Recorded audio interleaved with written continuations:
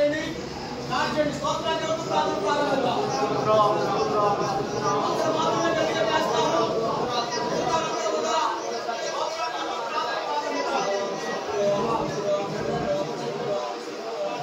అందరూ ప్రార్థనలోకి భావించండి. మన మధ్యలో ఉన్నటువంటి యెహోషువ ప్రార్థన చేస్తాడు. ఫిజికల్ యెహోషువ ఎంతమంది ప్రార్థనలో ఉందాం. కన్నీరు కాల్చి ప్రార్థన చేస్తుంది.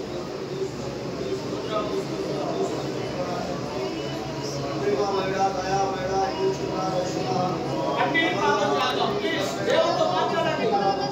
ఎవరు పిల్లరా పోగొట్టుగా ఉందో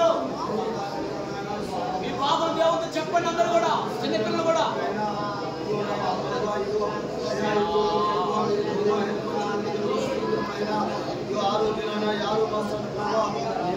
ఆరోగ్యం